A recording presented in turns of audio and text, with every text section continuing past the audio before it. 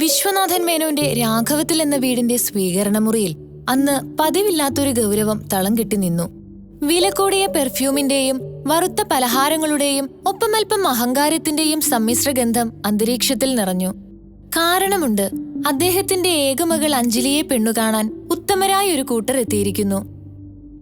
വരാന്തയിൽ നിർത്തിയിട്ട് വെട്ടിത്തിളങ്ങുന്ന കാറിൽ നിന്നിറങ്ങിയതു മുതൽ ചെറുക്കൻ സുമോദിന്റെ അച്ഛൻ ഭാസ്കരൻ പിള്ളയുടെ നടത്തത്തിൽ ഒരു പ്രത്യേക താളമുണ്ടായിരുന്നു. ദുബായിലേതോ ചെറിയ കമ്പനിയുടെ സൂപ്പർവൈസറായ മകനെന്നാൽ അദ്ദേഹത്തിന് ലോകബാങ്കിന്റെ ഗവർണറാണ്.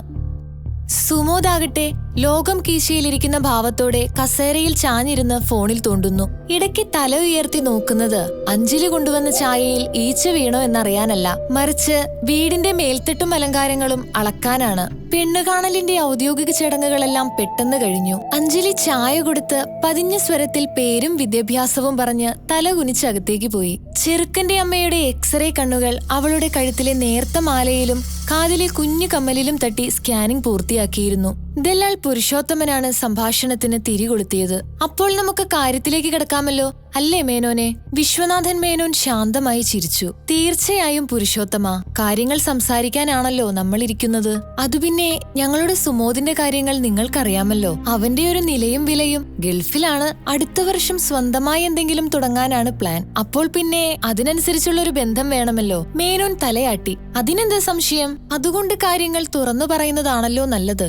ഭാസ്കരൻ പിള്ള തുടർന്നു. ഒരുപാട് അങ്ങോട്ടും ഇങ്ങോട്ടും പറയാനില്ല. പെൺകുട്ടിയെ ഞങ്ങൾക്കിഷ്ടമായി. നിങ്ങളൊരു 50 ലക്ഷം രൂപയും ഒരു 125 പവൻ സ്വർണവും പിന്നെ കുട്ടികൾക്ക് യാത്ര ചെയ്യാൻ ഒരു പുതിയ കാറും, ഇതൊക്കെയാണ് ഞങ്ങളുടെ ഒരു ഇത്. മോൾക്ക് വേണ്ടിയാണല്ലോ എല്ലാം. അവൾ അവിടെ ചെല്ലുമ്പോൾ ഒരു കുറവും വരരുത്. പുരുഷോത്തമൻ വിയർത്തു.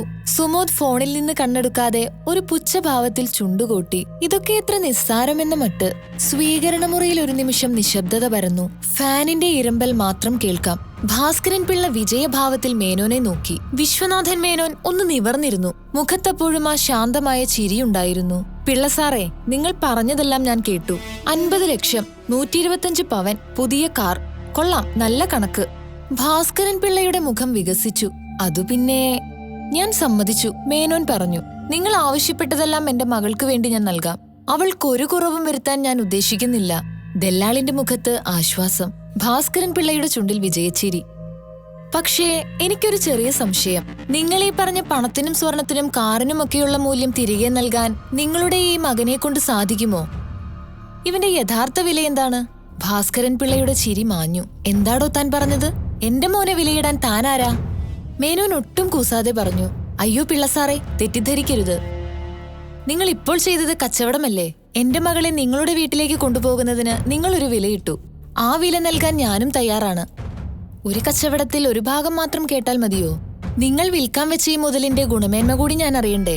സുമോദ് ആദ്യമായി ഫോണിൽ നിന്നും തലയുയർത്തി അച്ഛനെ നോക്കി. അവന്റെ മുഖത്ത് അമ്പരപ്പായിരുന്നു. മേനോൻ തുടർന്നു.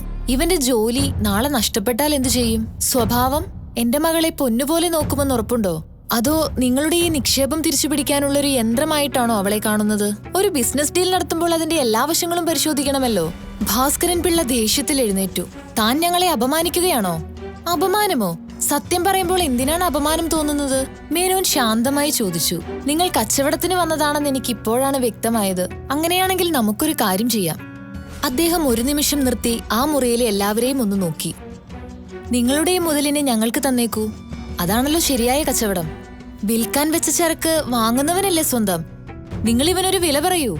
50 ലക്ഷമല്ല, 1 കോടി വേണമെങ്കിൽ ഞാൻ തരാം. ഇവൻ എന്റെ വീട്ടിൽ നിൽക്കട്ടെ. എന്റെ മകൾക്ക് ഇഷ്ടമുള്ളപ്പോൾ നോക്കാനും കാണാനും ഒരു അലങ്കാരമായി ഇരിക്കട്ടെ. എന്തു പറയുന്നു പിള്ള സാറേ? കച്ചവടം ഉറപ്പിക്കാമോ? ഭാസ്കരൻ പിള്ളയുടെ മുഖം വിളറി വെളുത്തു. ദേഷ്യവും അപമാനവും കൊണ്ട് അദ്ദേഹത്തിന്റെ വാക്കുകൾ മുറിഞ്ഞു. നീ ഇറങ്ങിപ്പോകണം. വിശ്വനാഥൻ മേനോൻ ആദ്യമായി ശബ്ദമുയർത്തി. ചന്തയിൽ പോയി കച്ചവടം പറഞ്ഞാൽ മതി. ഇതെന്റെ വീടാണ്. പിന്നെ അവിടെ ഒന്നും സംഭവിച്ചില്ല. വന്നതിനേക്കാൾ വേഗത്തിൽ അവർ ആ വെട്ടിത്തിളങ്ങുന്ന കാറിൽ കയറി സ്ഥലം വിട്ടു. ദല്ലാൽ പുരുഷോത്തമൻ എന്തു ചെയ്യണമെന്നറിയാതെ പരിങ്ങി നിന്നു. മേനോൻ അയാളോട് പറഞ്ഞു. പുരുഷോത്തമ, അടുത്ത തവണ വരുമ്പോൾ മനുഷ്യരെ കച്ചവടം ചെയ്യുന്നവരെ അല്ലാതെ ബന്ധം സ്ഥാപിക്കാൻ വരുന്നവരെ കൊണ്ടുവരണം. അകത്തെ മുറിയിൽ നിന്ന് എല്ലാം കേൾക്കുകയായിരുന്ന അഞ്ജലിയുടെ മുഖത്ത് അഭിമാനം കലർന്നൊരു പുഞ്ചിരി വിടർന്നു. അന്ന് ആ സ്വീകരണ മുറിയിൽ നടന്നത് ഒരു പെണ്ണുകാണലായിരുന്നില്ല, ഒരു കച്ചവടത്തിന്റെ ദയനീയമായ പരാജയമായിരുന്നു.